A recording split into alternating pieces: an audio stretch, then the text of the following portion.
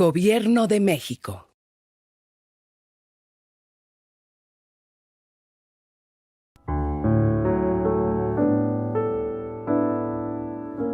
Buenas tardes. Continuando con las conferencias que organiza la Comisión Nacional de Arbitraje Médico para pasar información a los profesionales de la salud, el día de hoy nos acompaña el doctor Jesús Ogino Sosa García. Estamos transmitiendo desde la Comisión Nacional de Arbitraje Médico y, como verán ustedes, estamos respetando la sana distancia para hacer estas transmisiones. El doctor Ogino Sosa es médico cirujano, especialista en medicina interna, subespecialista en medicina crítica, maestro en alta dirección. Es un médico con experiencia en el área clínica y gerencial de la salud, con énfasis en la diseminación de la medicina basada en evidencia, desarrollo, implementación y evaluación de guías de práctica clínica. Actualmente es director de guías de práctica clínica en el Centro Nacional de Excelencia Tecnológica en Salud, CENETEC, médico adscrito en la unidad de terapia intensiva del Hospital Médica Sur, y nos va a platicar el día de hoy sobre la atención de pacientes con COVID-19 en el consultorio médico. Agradecemos a todos los profesionales de la salud que están conectados en este momento y los dejo con el doctor Ogino Sosa García para esta interesante sesión. Muchas gracias, doctor Meneses, por su amable presentación. Muy buenas tardes a todos los que nos siguen a través de Facebook.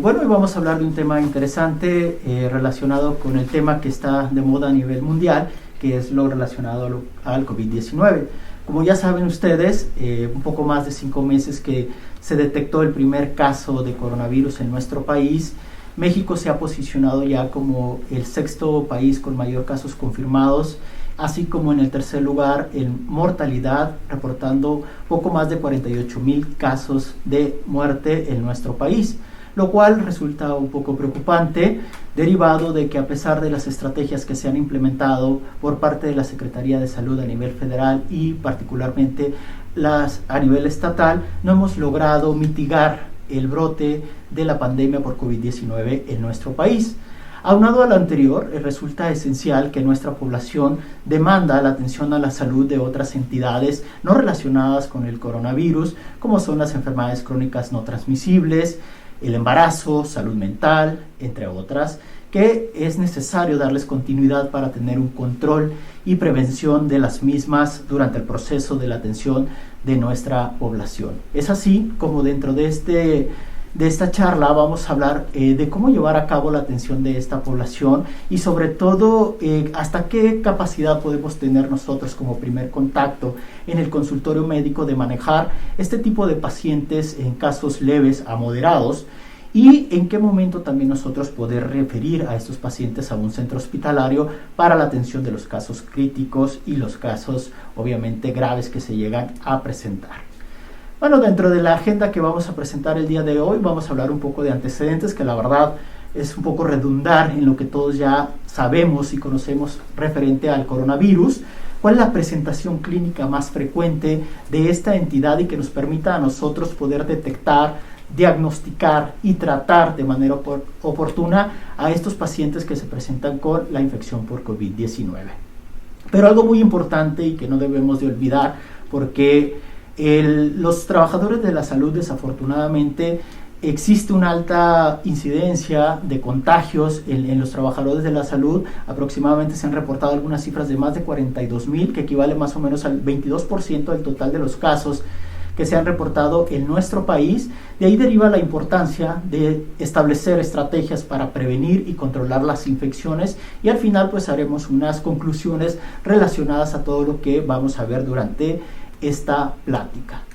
Bueno, como ustedes ya saben, esta enfermedad surgió a finales de diciembre del 2019 en Wuhan, en China, en la cual se reportaron 44 casos de neumonía de etiología desconocida, que posteriormente se denominaría, una vez que se identificó el virus responsable de la enfermedad, que es el SARS-CoV-2, y que se asocia a un síndrome respiratorio agudo grave por coronavirus tipo 2. Y obviamente lo que más comúnmente nosotros conocemos a esta entidad como enfermedad por coronavirus o COVID-19 para una identificación más frecuente.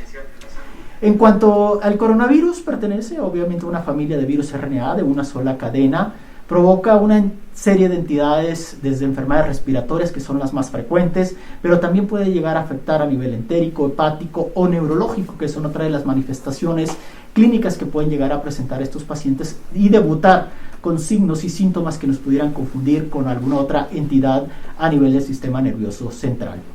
Los coronavirus no son los primeros que se presentan durante este año y a finales del anterior, sino ya han existido otros antecedentes relacionados con otras entidades epidemiológicas, como lo es el SARS-CoV,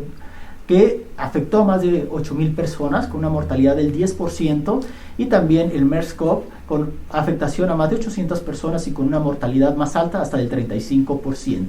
¿Por qué es importante el SARS-CoV-2? Porque pertenece al género de betacoronavirus que se identifica no solamente en humanos, sino también en murciélagos y otras especies silvestres que pudiéramos tener algún contacto en algún momento con ellos y obviamente ser susceptibles de contagio por esta entidad. Y obviamente para nosotros poder identificar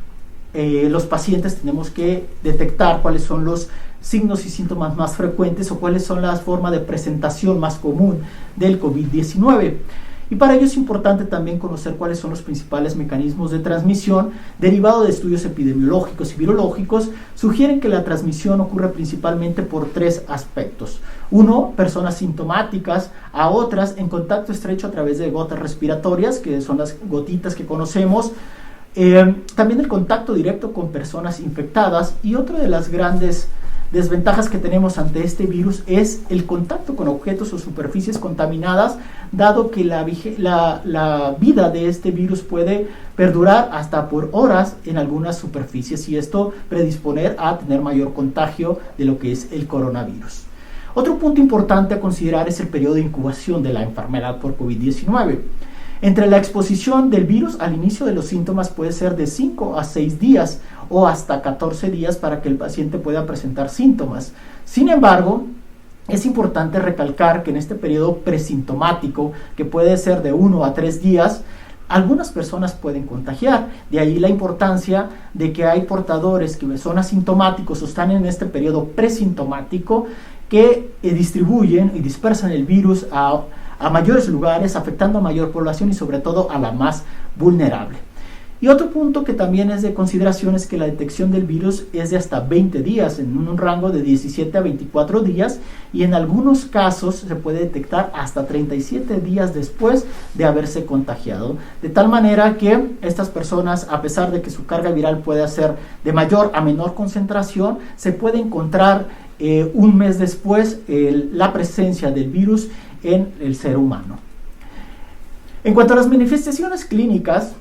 estas varían, tiene una variación importante, pero de acuerdo a la primera serie que se publicó en China de 138 pacientes, en el cual el periodo de incubación fue de 1 a 14 días, con un rango entre 3 y 7 días, los signos más frecuentes que se reportaron en esta serie de pacientes fue la presencia de fiebre, hasta en un 98% de los casos, manifestaciones generales como fatiga, anorexia, mialgias, tos seca, expectoración, disnea, faringitis y otros menos frecuentes, pero que también es importante tomarlos en cuenta, como lo es la presencia de diarrea, náuseas, cefalea, vómitos y dolor abdominal. Como ven, existe una diversidad de signos y síntomas que de alguna manera, gran parte de ellos inespecíficos y que nos pudieran confundir con alguna otra entidad nosológica, que es importante también diferenciar, y como lo vamos a ver más adelante, de algunas enfermedades que se pueden sobreponer con lo que es el COVID-19.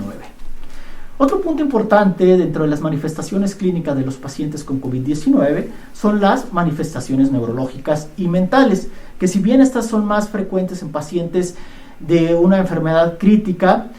pero es importante que lo reconozcamos. Por ejemplo, la presencia de ansiedad y depresión es más común en pacientes hospitalizados, que puede ser desde un 34 hasta un 28% respectivamente. La presencia de delirium o pacientes con agitación es más frecuente en los pacientes en las unidades de cuidados intensivos, hasta en un 65 y un 69%. Entonces, 2 de cada 3 pacientes hospitalizados o en terapia intensiva pueden llegar a presentar estos síntomas neurológicos. Pero dentro de estos síntomas neurológicos, los más comunes que podemos encontrar dentro de la población que atendemos en población abierta es la presencia de anosmia, disgeusia, y bueno, puede llegar también a presentar ansiedad, depresión y trastornos del sueño. Es importante también resaltar que de acuerdo a la tendencia que hemos visto con respecto a la presencia de anosmia y disgeusia, es casi se correlaciona con el diagnóstico de COVID-19, es decir, tiene altas posibilidades de salir positivo en la prueba para la determinación del SARS-CoV-2. Otro dato importante es que la presencia de estos signos y síntomas son más leves y menos en los pacientes pediátricos que en los adultos, de ahí que esta enfermedad es muy benevolente con los niños, pero a su vez esto repercute en que ellos sean también como portadores del virus y puedan contagiar a mayor cantidad de personas. En esta tabla que les presento a continuación es de la Organización Mundial de la Salud, que resume prácticamente todos los signos y síntomas que acabamos de mencionar, pero sobre todo cuáles son los factores de riesgo para que un paciente de enfermedad leve o moderada pueda progresar a una enfermedad grave. Y los vamos a ver a continuación. También es importante que conozcamos cuáles son las principales comorbilidades que se asocian con mayor riesgo de contraer la enfermedad y también de complicación. En las primeras series publicadas en China, por ejemplo, una de las comorbilidades más frecuentes, 1 de cada 3 pacientes tenía hipertensión, enfermedades cardiovasculares, diabetes y la presencia de otras como neoplasias, enfermedades cerebrovasculares. Y en los Estados Unidos de América, por ejemplo, también la entidad más frecuente, el 56% de los casos, fue hipertensión, en segundo lugar obesidad y en tercer lugar diabetes. Por ejemplo, en México, en esta serie que se publicó, el factor o la comorbilidad más frecuente es la presencia de obesidad, lo cual va en correlación a que nosotros como país tenemos el primer lugar en obesidad a nivel mundial, y esto pues predispone a que las personas no solamente se contagien más, sino también se compliquen con respecto al COVID-19. La hipertensión en segundo lugar, al igual que el resto de los países, y bueno, la presencia de diabetes, otra de las entidades también muy frecuentes en nuestro país y que predispone al desarrollo de COVID, incluso de complicaciones. ¿Cómo vamos a catalogar a los pacientes con COVID-19? Vamos a tener 4 escenarios posibles. Uno de ellos son los casos leves, los casos moderados y los casos graves, y al último tenemos los casos críticos. ¿Cómo vamos a diferenciar cada uno de ellos? Este es importante porque los que estamos en primer contacto, ya sea en triage, en consultorio médico, en el servicio de urgencias, tenemos que hacer una diferenciación entre el clínica que presenta el paciente y obviamente el escenario al cual se está atribuyendo. Por fortuna, los casos leves son aquellos pacientes que con sospecha o caso confirmado por COVID-19 se presentan en el 40% de los casos, es decir, van a ser aquellos pacientes o que van a tener muy pocos síntomas o realmente van a ser asintomáticos y obviamente van a cumplir con la definición de caso por COVID-19, y obviamente estos pacientes no tienen evidencia ni de neumonía ni de hipoxemia. Entonces eso es lo que los va a diferenciar de los casos moderados en adelante y que pueden no tener ningún síntoma, solamente tener anosmia, tener disgeusia o algún síntoma general que puede ser controlable con analgésicos o antipiréticos, etc.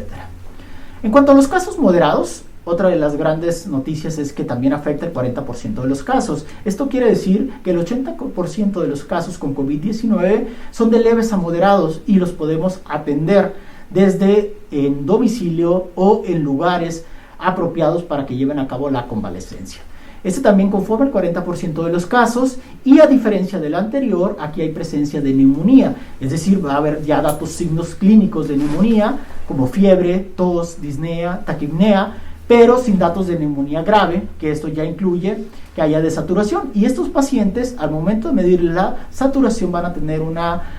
saturación igual o mayor del 90% al aire ambiente, es decir, sin oxígeno suplementario. Y el diagnóstico, pues en este caso, con la presencia de neumonía, puede ser desde clínico, radiográfico, a través de la radiografía o tomografía de tórax, o a través de otras herramientas como lo que es el ultrasonido, que pueden ayudar en el diagnóstico para identificar o excluir alguna otra complicación que se puede presentar en estos pacientes. También tenemos los casos graves. Los casos graves constituyen el 15% del total de los casos, Y bueno, esto se asocia a la presencia de una neumonía grave, es decir, todos los síntomas que veíamos anteriormente, que son los signos clínicos de neumonía, fiebre, tos, disnea y taquipnea, pero en este caso el paciente va a presentar desaturación con hipoxemia menor del 90% al aire ambiente y, por qué no, también va a presentar insuficiencia respiratoria hasta más de 30 respiraciones por minuto. Entonces, esto lo que va a hacer diferenciar entre un caso grave con neumonía a un caso moderado y que se puede atender en diferentes instancias dependiendo de la situación clínica de cada paciente. Por fortuna, el 5% de los casos con COVID-19 son pacientes críticos, es decir, son aquellos pacientes que evolucionan dentro de la primera semana de la afectación y cursan con neumonía o síntomas respiratorios que pueden ser nuevos o que se van deteriorando progresivamente y que estos tienen un alto riesgo de complicación, como es la falla respiratoria aguda, el síndrome de insuficiencia respiratoria aguda, y en caso de que llegue a presentar alguna coinfección, estos pacientes pueden cursar con sepsis grave, choque séptico y también aquellos casos que pueden debutar con enfermedad tromboembólica venosa, falla multiorgánica por la presencia de lesión renal aguda y falla cardíaca. Es importante mencionar que la mayoría de estos pacientes, el principal órgano afectado es a nivel respiratorio y que se pueden llegar a presentar otras complicaciones menos frecuentes, como lo es a nivel renal, a nivel cardíaco o la presencia de eventos tromboembólicos venosos. Estos pacientes críticos definitivamente los vamos a referir a lo que es un siguiente nivel de atención, ya sea un segundo o tercer nivel de atención, o áreas especiales que existen para atender este tipo de población con COVID-19 y que se les pueda dar el soporte que estos pacientes requieren en cuanto al cuidado crítico. Esto en general es la presencia o la presentación clínica de los diferentes escenarios que podemos tener en los pacientes con COVID-19 y que de los casos leves a casos moderados son los que vamos a estar atendiendo en un primer contacto o dentro de lo que es el consultorio médico, y que es importante nosotros conocer, identificarlos y saber darles el manejo domiciliario para su atención y obviamente con las manifestaciones de alerta. En esta tabla también, que es tomada de la guía de la Organización Mundial de la Salud, en la cual define cuál es un paciente crítico, qué complicaciones puede llegar a tener y que es importante que nosotros analicemos y detectemos de manera oportuna. Pero ¿por qué no todos los pacientes que presentan caso leve, moderado, grave o crítico tienen mayor riesgo de mortalidad que otros? Y esto es importante que lo analicemos porque, por ejemplo, la presencia de disnea es un factor importante que te puede predisponer a complicaciones, más no en mortalidad, hasta en un 59% de los casos. Las comorbilidades, como ya veíamos, las más frecuentes a nivel mundial son hipertensión y diabetes, en un 27 y un 19%, pero que en nuestro país, a diferencia de los Estados Unidos, de China o de algunas series italianas publicadas, la obesidad es la principal factor de riesgo en cuanto a la afectación por el COVID-19. Y vean cómo las personas adultas mayores de 60 años de edad tienen un riesgo de 226% más de presentar riesgo de SIRA o de muerte en esta entidad. Algunos datos de laboratorio que nos pueden también nosotros orientar qué es lo que puede suceder con nuestro paciente y el riesgo potencial de insuficiencia respiratoria aguda, incluso de muerte, es la presencia de neutrofilia hasta en un 14% de los casos, la elevación de la deshidrogenasa láctica hasta en un 61% de los casos, y vean cómo también la elevación del dímero D, aunque es menos, pero también es significativa, en un 3% de los casos se puede llegar a elevar. En nuestro país, en alguna serie que se ha publicado, han reportado que la presencia de la escala SOFA alta, que esto se asocia a disfunción orgánica, y sobre todo el acompañamiento de lesión renal aguda en esta población, pues son los factores que más se han asociado con riesgo de muerte en nuestro país. Entonces, como podrán ver, existe una diversidad de síntomas que nos pueden orientar qué tan complicable es nuestro paciente, o características propias del paciente como es la edad o las comorbilidades que puede llegar a presentar, así como estudios de laboratorio que nos pueden apoyar y orientar qué es lo que está sucediendo con nuestro paciente y hacia dónde puede progresar en algún momento. ¿Qué es importante que nosotros como primer contacto o en el consultorio médico sepamos reconocer de estos pacientes que se presentan con caso sospechoso o confirmado de COVID-19, pues tener alerta de los signos de emergencia, porque son los mismos que si es un paciente que inicialmente se puede manejar en casa y que pudiera potencialmente también complicarse, pues son los signos de emergencia que les vamos a dar, como aumento en la dificultad respiratoria, la presencia de coloración violácea o azul en labios y rostro, que hay una debilidad generalizada y progresiva, dolor persistente en el pecho, disminución de la saturación, ya digamos como menor al 90%, inflamación de extremidades, la presencia de hipotensión, taquicardia, confusión, mareos, entre otros signos neurológicos que nos pueden orientar que nuestro paciente potencialmente se está complicando y que es necesario que reconozcan estando en casa o en algún centro de atención especial para llevar a cabo su convalecencia en los pacientes con casos leves a moderados. ¿Cómo realizar el abordaje diagnóstico terapéutico? Uno de los puntos importantes para el diagnóstico es el que ya veníamos mencionando, es clínico. El 40% de los casos son aquellos pacientes que pueden ser asintomáticos o tener síntomas leves de mal estado general, pueden debutar con anosmia, con disgeusia, fiebre, tos seca, los casos moderados con la presencia ya de neumonía que puede condicionar disnea, fiebre, tos,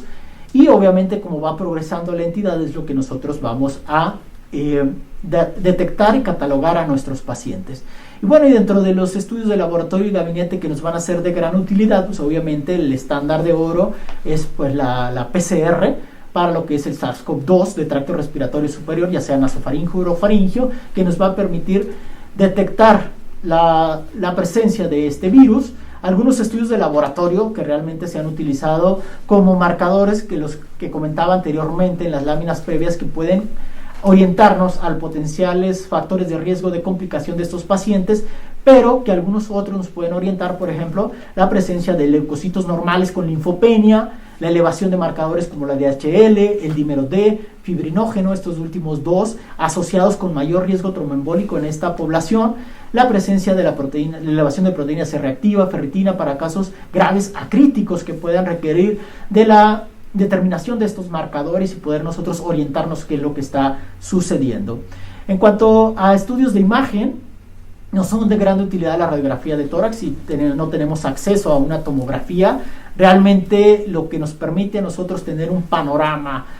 global de qué es lo que está sucediendo anatómicamente a nivel pulmonar, pues es la tomografía computada de tórax. El ultrasonido es otra herramienta, sin embargo, no todos los centros hospitalarios o un consultorio cuenta con un ultrasonido para llevarlo a cabo, de tal manera que hoy por hoy hay pacientes que recurren prácticamente a la tomografía computada de tórax directamente para hacer el diagnóstico presuntivo de lo que es el SARS-CoV-2, dado los hallazgos tomográficos que se pueden llegar a presentar muy compatibles con los publicados con relación a lo que es el COVID-19. Otro dato importante, porque también se ha hecho una mala información y mal uso de los anticuerpos contra SARS-CoV-2, no se recomienda para el diagnóstico de infección reciente por COVID-19. No se recomienda para decir que en ese momento tengas el COVID-19, sino simple y sencillamente es la inmunidad que generas posteriormente a haber estado en contacto con lo que es el SARS-CoV-2. Por lo tanto, no es una herramienta diagnóstica para definir si el paciente cursa o no con la presencia del virus. En esta imagen, como pueden ver, son algunos de los hallazgos tomográficos más frecuentes que se pueden encontrar en los pacientes que pueden presentar neumonía de grave a crítica. Como pueden ver en las imágenes, en la imagen A, es una imagen que se caracteriza por la presencia de vidrio despulido, que es altamente característico de estos pacientes, que en algunos casos que pueden tener menos parches, pero se caracterizan más por estar en la periferia. Así como en la imagen B vemos una presencia de áreas de consolidación que también es frecuente encontrar en estos pacientes. En nuestra población, por ejemplo, que son estas imágenes, se presentan hasta en un 80 y un 70% de los casos. También podemos encontrar empedrado, imagen empedrado, sobre todo a nivel subpleural o periférico a nivel pulmonar, así como también engrosamiento de septos, entre otros hallazgos, pero estos son los más característicos que nos van a hablar de la presencia de neumonía en los pacientes. Como les decía anteriormente, otro de los puntos importantes a considerar, y que esto lo vamos a ver también muy pronto en nuestro país, dadas las endemias que vamos a tener, y obviamente las infecciones que se pueden llegar a presentar con el COVID-19. Dentro de las más frecuentes sería la presencia del dengue, influenza, chikungunya, y en algunos otros estados o países de la región de las Américas, la presencia de tuberculosis, fiebre tifoidea o de malaria, que pudieran llegar a coexistir en conjunto con el COVID-19 y en algunos momentos pues desorientarnos en cuanto al diagnóstico diferencial que se puede llegar a presentar en esta población. Esto es importante diferenciarlo porque en los casos graves a críticos hablamos más que nada también que puede surgir las infecciones secundarias, que estas pueden ser bacterianas, que pueden ser micóticas, entre otras, y que no necesariamente haya una sindemia como lo hemos venido refiriendo en esta lámina. ¿Cómo manejar los pacientes? Esto es otro punto muy importante porque con base a las características clínicas de nuestro paciente y obviamente en algunos casos los estudios de gabinete nos pueden orientar qué es lo que vamos a hacer. Si bien es cierto, nuestra población va a acudir a nuestra consulta por N cantidad de padecimientos, pero en este momento no podemos dejar de lado la presencia de lo que es el COVID-19. El 40% de los pacientes con casos leves no requieren hospitalización, en su mayoría. El aislamiento puede ser en casa o en instalaciones asignadas para COVID-19. En algunos países como el nuestro existen a nivel nacional o estatal áreas asignadas para tal fin, donde los pacientes pueden ir a hacer su convalecencia y pasar los 14 días que se recomienda en aislamiento para el manejo de esta entidad. ¿Qué tratamiento vamos a dar en este caso, en los casos leves? El tratamiento es sintomático. El tratamiento es sintomático en caso de presencia de fiebre o de dolor. El paciente debe conservar una alimentación adecuada, una hidratación apropiada y lo que les decía previamente, recordar siempre los signos de emergencia ante los cuales un paciente, ante su presencia de uno o más de estos signos de emergencia, pues acudir a valoración en caso de que sea necesario o, como lo vamos a ver más adelante, a través de las herramientas tecnológicas con las que contamos actualmente, y no estoy hablando de herramientas sofisticadas para hacer telemedicina o telesalud, simple y sencillamente la mayoría de la población ya cuenta con un celular para una videollamada, para un mensaje, etcétera, y poder alertar a los médicos o a quien está al tanto de su evolución. Por otro lado, el manejo de los casos moderados, que es otra de las entidades que como primer contacto nosotros podemos llegar a manejar, que es el otro 40% de los casos, la mayoría de ellos no requieren hospitalización, se recomienda un aislamiento en casa o también en las instalaciones asignadas para COVID-19. A diferencia de lo anterior, igual vamos a tener tratamiento sintomático para la fiebre o el dolor, una alimentación adecuada, una hidratación apropiada, pero aquí también en un caso ya moderado con presencia de neumonía es importante tomar en cuenta aquellos pacientes que pueden tener factores de riesgo para no sobrecargar la hidratación, hablando en pacientes, por ejemplo, con insuficiencia renal crónica, que no toleran las grandes cantidades de líquidos, entre otros. También considerar el aporte de oxígeno en estos pacientes que pueden llegar a bajar a menos del 90% y que pudiera ser recomendado el oxígeno domiciliario. Otra de las estrategias que se ha venido implementando en los pacientes con neumonía moderada, y no digamos también la grave, y bueno, la crítica es otra situación, pero es la posición pronovigil, es decir, aquellos pacientes que en su tomografía puedan tener áreas de consolidación y que el pronovigil le permita hacer un mejor intercambio de oxígeno y obviamente que los requerimientos sean menores y obviamente el esfuerzo manifestado a través de la disnea pues sea menor. En estos pacientes que requieren aporte de oxígeno se puede valorar el uso de esteroides. De acuerdo a los últimos estudios reportados, como el estudio Recovery, en el cual se evaluó el uso de la dexametasona, puede ser de gran utilidad en aquellos pacientes que tienen una evolución mayor de 8 días y que tengan el oxígeno suplementario, ya sea por puntas nasales, mascarillas con reservorio, alto flujo, etcétera, ¿no? En los pacientes con casos leves que no requieren oxígeno, no está indicada la administración de esteroides, en particular de la dexametasona. Es decir, debemos de individualizar qué pacientes se van a beneficiar con el uso de estos medicamentos que cumplan con estas dos características que les acabo de decir, que es en cuanto al tiempo y el uso de oxígeno suplementario. Los pacientes con alto riesgo de deterioro, obviamente se prefiere un aislamiento hospitalario, es decir, si yo tengo un paciente que tiene factores de riesgo de edad mayor de 60 años, un paciente que es diabético, que es hipertenso, que es obeso, probablemente es un potencial complicable y prefiero que en vez de estar aislado en casa lo pueda manejar desde un centro hospitalario y estar más al pendiente de su evolución y poder tener un mejor manejo de esta población. Otro punto importante, y este algoritmo que ustedes están viendo en su lámina, es un algoritmo que se generó con la Organización Panamericana de la Salud para la atención de los pacientes en áreas remotas, pero que viene muy ad hoc porque se puede tropicalizar y adaptar al primer contacto de nuestra población, incluso en lo que es el consultorio médico. Este algoritmo, disculpen por la poca nitidez que se alcanza a ver aquí, pero bueno, está disponible en la liga que les acabo de poner anteriormente, pero nos permite a nosotros identificar a los pacientes de acuerdo a sus signos y síntomas y sus factores de riesgo, y los puedo manejar desde casa en un área especial para los pacientes con COVID, o si es un paciente que tiene datos de alarma o de alerta o de emergencia, lo puedo referir a un siguiente nivel de atención, de tal manera que si decidimos manejar estos pacientes, casos leves, casos moderados en casa, qué estrategias debo de implementar a través del aporte de oxígeno y cómo escalar de acuerdo a las necesidades que tenga este paciente y a los niveles de saturación, desde lo que son puntas nasales, mascarillas de alto flujo, etcétera, y que en qué momento debo también derivar a estos pacientes.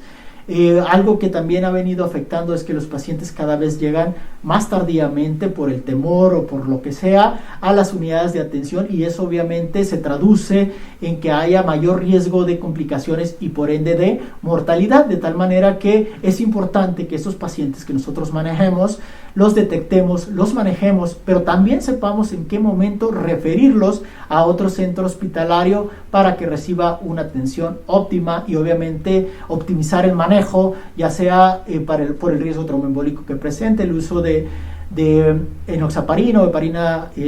no fraccionada, también el uso de lo que es los esteroides como la dexametasona o como bien lo decía anteriormente, el uso de oxígeno. Los casos graves y críticos obviamente son pacientes que no van a llegar directamente con nosotros a un consultorio, quizá a un primer contacto en un triage o un servicio de urgencias. Pues obviamente este tipo de pacientes desde graves a críticos ya requieren de otro tipo de manejo más específico, y bueno, obviamente para esto existen documentos como lo que es la guía de práctica clínica de la Organización Mundial de la Salud o la guía de la Organización Panamericana de la Salud, la cual está tropicalizada todas las intervenciones a los países de la región con base a los recursos con los que se puedan contar para atender esta población. No voy a ahondar en este tipo de casos porque salen un poco del contexto o del enfoque de esta charla, pero sí es importante que sepan que existen estos documentos que nos pueden orientar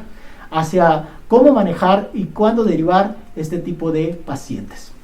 Y justo viene la siguiente lámina. Entonces, ¿cuándo derivo un paciente que estoy consultando, que lo tengo en domicilio o en un centro especializado, para a un siguiente nivel de atención porque se requiere mayor soporte de oxígeno? Son aquellos pacientes que tienen signos de deterioro como alteración del estado de alerta, insuficiencia respiratoria aguda, dolor en el pecho de manera persistente, es un paciente deshidratado, es aquel paciente que también cursa con sepsis grave, choque séptico manifestado por hipotensión, taquicardia, etcétera, que requieren una atención especializada en un servicio como ya sea un hospital de COVID o lo que es una unidad de cuidados intensivos en los diferentes hospitales.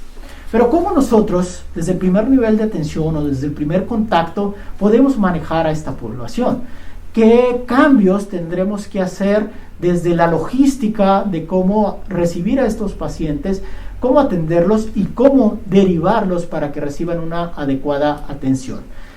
Tenemos que hacer tres funciones desde el primer nivel de atención. La primera es una atención centrada en respuestas a COVID-19, es decir, identificar, reportar, contener, manejar y referir al paciente que requiera un manejo avanzado a un siguiente nivel de atención. Pero como primer contacto no solo nos vamos a enfrentar a pacientes con COVID-19. De hecho, parte de nuestra nueva normalidad es que la población también demanda, como lo decía en la parte introductoria, seguir atendiendo sus problemas de fondo, como son las enfermedades crónicas no transmisibles, evaluar o valorar la evolución del embarazo, salud mental, entre otros padecimientos. De tal manera que se tiene que mantener la continuidad de los servicios esenciales durante la transmisión comunitaria del COVID-19. No se detienen en la mayoría de ellos y requiere también que les sigamos dando atención. Por otro lado, también propiciar la descarga de atención hospitalaria para ampliación de la capacidad de los servicios hospitalarios en respuesta a COVID-19, es decir, aquellos servicios de cirugía ambulatoria, de diálisis peritoneal, hemodiálisis que pudieran tener continuidad, pues de alguna manera que se sigan llevando a cabo. Sin embargo, nosotros nos vamos a centrar en la primera función, es decir, cómo identificar, cómo reportar, contener, manejar y referir a nuestros pacientes. ¿Qué actividades tendríamos que hacer para reportar los casos y contactos? Bueno, apoyar en la búsqueda y detección temprana, identificar a aquellos pacientes, pero sobre todo darle seguimiento a adultos mayores, a los casos y los contactos que se tienen con ellos para tratar de ubicarlos y obviamente mantenerlos aislados en lo que pasa en la cuarentena. Obviamente hacer un pretriage o triage en pacientes con enfermedades respiratorias y obviamente facilitar el diagnóstico tras la sospecha clínica de personas con COVID-19 según los protocolos que existan en cada país para llevarlos a cabo y obviamente dentro del país, dependiendo de cada estado, de cada delegación, etcétera, es como llevar a cabo la atención de estos pacientes. ¿Qué tenemos que hacer para llevar a cabo estas actividades? Pues identificar y reportar los casos y contactos, tener una red comunitaria para poder trabajar de manera conjunta y coordinada con otras entidades y, por qué no, con otras instituciones públicas del Sistema Nacional de Salud. Obviamente la atención presencial en el centro de pacientes en el primer nivel de atención y también obviamente la atención domiciliaria o centros de aislamiento y el empleo de lo que es la telemedicina, las llamadas telefónicas o los telemensajes, que son otra de las herramientas que hemos venido implementando para facilitar dar el seguimiento a nuestros pacientes sin tener que desplazarse o estar en contacto con ellos y de esa alguna manera mitigar el riesgo de contagio a otras personas, incluso a los propios trabajadores de la salud. Y lo decía, implementar estas estrategias a través de herramientas tecnológicas como un celular, que actualmente la mayoría de las personas tienen un teléfono inteligente que le permite desde hacer videollamadas o estar en contacto con mensajes con el profesional de la salud que le está dando seguimiento. Y otra parte importante que nos compete como primer contacto en los consultorios obviamente es contener la expansión. Es decir, apoyar al aislamiento de los casos, los contactos, que hagan cuarentena, el aislamiento social, que es una estrategia importante, que concienticemos a la población, que se sensibilice de la importancia de seguir haciendo este tipo de actividades para poder contener la expansión del virus. Y obviamente a través de la comunicación y asesoría de las medidas de salud pública, desde lo que es la higiene de manos, la higiene del estornudo, del distanciamiento social, entre otros. Y para esto también, requerimos la modalidad de activación de redes comunitarias, el uso de las tecnologías para telemensajes, llamadas telefónicas, y aquí también un apoyo intersectorial que es muy muy importante, que haya esa comunicación entre las instituciones públicas per se y también con el medio privado para llevar un adecuado control de la expansión de estos pacientes. Y por otro lado, el manejo de estos pacientes obviamente es asegurar la atención de esta población, los cuidados que se requiere y el seguimiento domiciliario de las personas con síntomas leves o en aquellos pacientes con síntomas moderados en algún sitio especial de cuidados del paciente convaleciente y obviamente proveer los medicamentos necesarios y los dispositivos para llevar a cabo el seguimiento y monitoreo de estos pacientes y sobre todo hacer énfasis en la promoción de las medidas de contención para la transmisión de este virus. Obviamente la modalidad igual es la atención a domicilio, los centros de atención y el uso de tecnologías para llevar a cabo. Y este punto que ya lo mencionamos también que es importante es cuando referir, obviamente que existan mecanismos de referencia a un nivel de hospitalario superior, ya sea un segundo o un tercer nivel de atención, de pacientes con signos y síntomas de gravedad o aquellos pacientes que ya reiteradamente hemos dicho con factores de riesgo que lleguen a presentar, ¿no? Y el uso de todas estas tecnologías para llevar a cabo la referencia de estos pacientes a un siguiente nivel de atención. Lo decía anteriormente, los profesionales de la salud no estamos exentos del contagio de esta entidad en la atención de los pacientes con COVID-19. Por ello es importante que implementamos medidas de protección de control de las infecciones en cualquier entidad en la cual nos encontremos, ya sea a nivel de triage, en el consultorio médico, en el servicio de urgencias, en unidad de terapia intensiva, en quirófano, etcétera. Siempre debemos de tener las medidas necesarias dependiendo de los riesgos que pueda llegar a tener el paciente y dentro de ellas, ¿cuáles son los objetivos de la protección? Una, limitar la transmisión interpersonal, que creo que es uno de los puntos más importantes de evitar la expansión del virus. Reducir también las infecciones secundarias que pueden llegarse a presentar en los pacientes. Aquí hablamos de superinfecciones, no de las coinfecciones que decíamos que puede haber sindemias. Y obviamente prevenir la transmisión tras eventos de amplificación que se pueden llegar a presentar en una entidad hospitalaria o alguna otra área recreativa que es importante que nosotros tomemos en cuenta. ¿Qué precauciones estándar vamos a utilizar para tratar de mitigar la expansión del virus? Uno, lo que siempre, higiene de manos. La higiene de manos es una de las herramientas más económicas y que a veces no siempre la empleamos, pero que ha demostrado ser efectiva para reducir la transmisión del virus. El uso de equipos de protección pulmonar, de protección personal, de acuerdo a la evaluación del riesgo. No vamos a usar el mismo equipo para toda la población, dependiendo del riesgo al cual nos estemos expuestos, es lo que vamos a utilizar, desde guantes, bata, mascarilla médica, la protección ocular a través de gafas o caretas, entre otras. La higiene respiratoria, es decir, el estornudo de etiqueta, es una medida también importante que se debe de sumar. La esterilización y la desinfección de los equipos médicos que se utilicen durante la atención, desde el estetoscopio, el manómetro, el escritorio donde estamos enfrente del paciente, etcétera, y sobre todo la limpieza del ambiente, que es toda aquella área que estamos en contacto tanto con el paciente como con el profesional de la salud que brinda atención a esta población y que potencialmente pudiera ser portador del virus al tener mayor capacidad de sobrevivir en ciertos medios, hasta en algunos de ellos como de 6 horas. ¿Qué precauciones vamos a tener dependiendo del mecanismo de transmisión?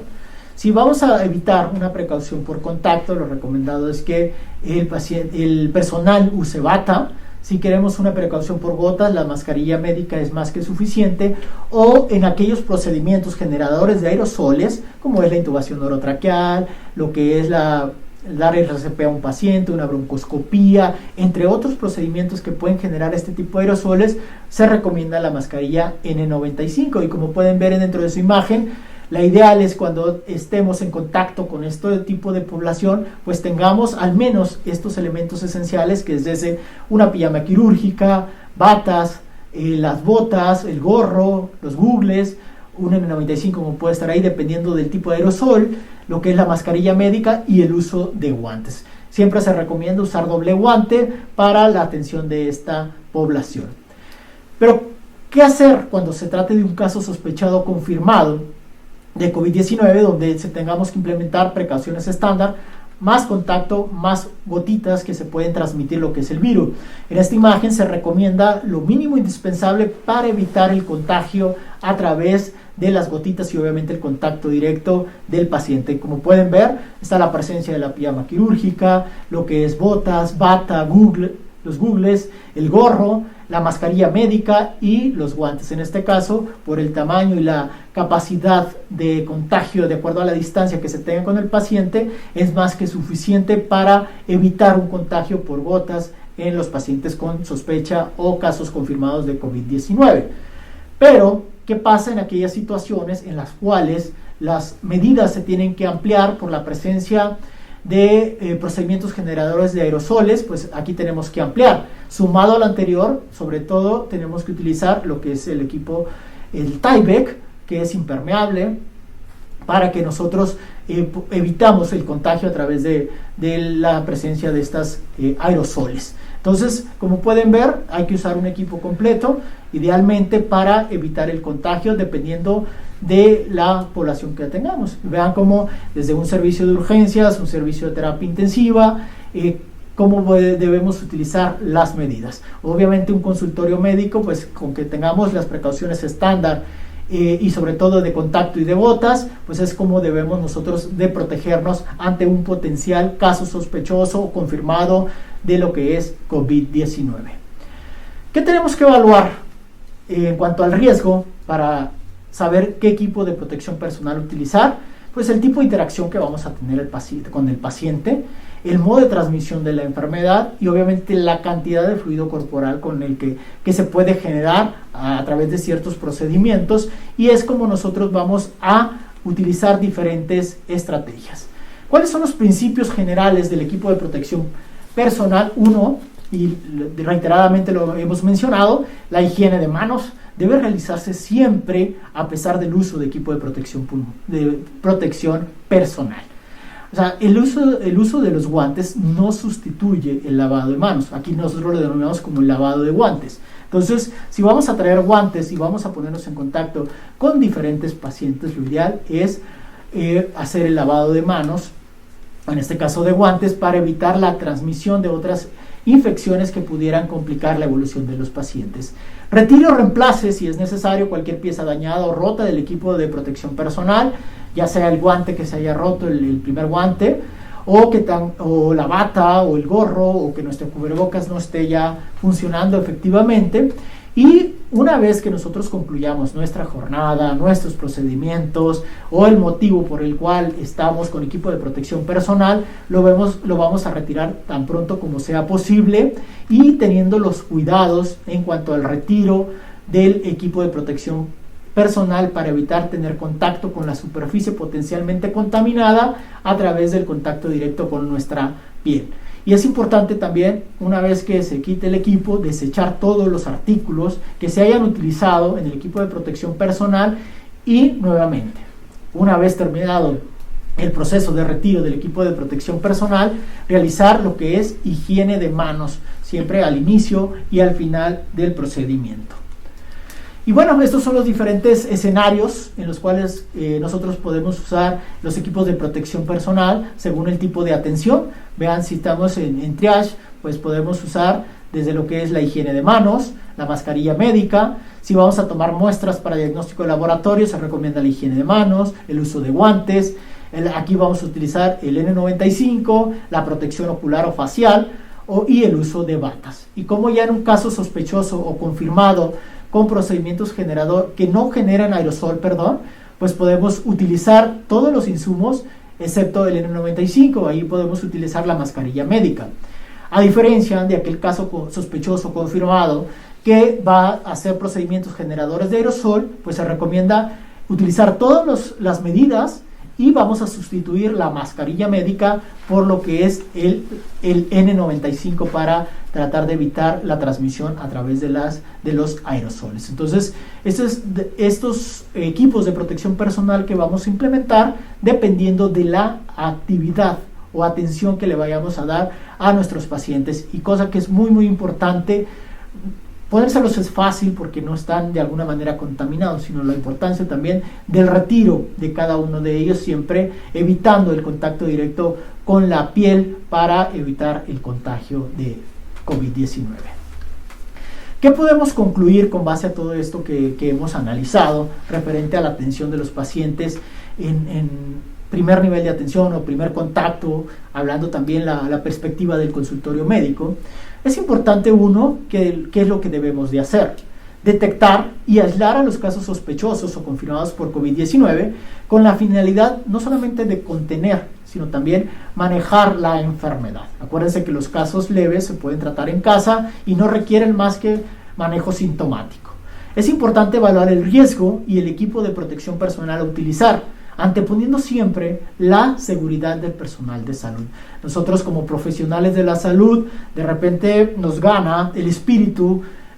por atender a los pacientes, y a veces olvidamos desde ponernos algo tan básico como es la mascarilla, la bata, los guantes, etc. Aquí lo importante es salvaguardar la seguridad del profesional de la salud ante cualquier escenario que se pueda presentar en un caso sospechoso o confirmado por COVID-19. Otro punto importante a considerar, y lo que hemos mencionado reiteradamente, es que los pacientes con factores de riesgo de enfermedad grave deben de ser monitoreados estrechamente y referir oportunamente al siguiente nivel de atención. No esperarnos a veces por no llevar a cabo el monitoreo o querer dar oportunidad en el tiempo a que el paciente mejore, o que a veces el paciente per se no quiera ir a un siguiente nivel de atención, sino hay que insistir en que la atención temprana y oportuna de estos pacientes impacta en el pronóstico y desenlace que puede llegar a tener. Emplear la monitorización domiciliaria para evaluar la evolución de los pacientes. Esto nos ayuda a que disminuya la exposición, la diseminación y el riesgo de contagio de más personas o incluso de los profesionales de la salud, y obviamente esto ayuda a reducir la saturación de los establecimientos de salud. ¿Y esto cómo lo hacemos? A través del uso de las herramientas tecnológicas para hacer videollamadas, mensajes o otro tipo de contacto con estos pacientes para monitorear a través de estas herramientas la evolución que va teniendo el paciente, y de esta manera pues evitar todo lo que lo mencionaba anteriormente. ¿Y qué no debemos de hacer? También esto es importante, porque parte de lo que también es que hacer, que no hacer, por la gran desinformación o la gran cantidad de información que existe en acceso a través de la internet o de los comentarios entre colegas, vecinos, etcétera, pues no se recomienda la profilaxis o tratamiento con antibióticos en pacientes con casos leves. Estos pacientes prácticamente el manejo es domiciliario, manejo sintomático, que no requiere de alguna otra intervención. Tampoco se recomienda que los pacientes de casos moderados, la profilaxis o tratamiento con antibióticos, al menos de que exista la sospecha de una infección agregada, ya sea bacteriana o fúngica, en estos pacientes, que incremente el riesgo de deterioro, obviamente de complicaciones y de mortalidad en esta población. Hoy por hoy no se recomienda el uso de cloroquina, hidroxicloroquina, que puede ser con o sin acitromicina, los antiparasitarios como la ivermectina, nitazoxanida, los antivirales como el lopinavir, el zanavir o los altamivir, algunos inmunomoduladores como ya el tocilizumab, el interferón, las inmunoglobulinas, colchicina, entre otros, hablando de sustancias como la que ha estado en boga últimamente, que es el dióxido de cloro, donde hay posiciones desde la Organización Mundial de la Salud, desde la propia COFEPRIS aquí en nuestro país, de no hacer uso de este tipo de intervenciones que pueden condicionar mayor daño y alteración en estos pacientes. De tal manera que siempre tengamos presente cómo atender a estos pacientes de acuerdo a las manifestaciones clínicas que se presenten, y sobre todo las medidas de protección personal que debemos de utilizar dependiendo del escenario clínico que brindemos atención a nuestros pacientes. Por mi parte es todo, muchas gracias. Doctor Ojino, le agradecemos mucho su conferencia. Creo que ha sido de mucha utilidad y será de mucha utilidad para todos los profesionales de la salud que se encuentran en el primer nivel de atención. Tenemos conectados a una buena cantidad de profesionales de la salud de todo el país, también de algunos países de Centro y Sudamérica, y dado el tiempo, nosotros si le pedimos a nuestra audiencia, si quieren ustedes descargar este video, pueden ingresar a al canal oficial de YouTube de la Comisión Nacional de Arbitraje Médico. Realmente, doctor Ojino, le agradecemos su participación. Ha sido de mucha utilidad, y así creo que nos los están compartiendo en este momento. Por otro lado, siguiendo con nuestras transmisiones, los invitamos a que se conecten a nuestro próximo webinar el 11 de agosto a las 3 de la tarde, tiempo de México, donde nos acompañará el doctor Jesús Carlos Briones Garduño, quien hablará sobre COVID-19 y atención de embarazadas en el consultorio, en el primer nivel de atención. Y finalmente, si ustedes desean recibir más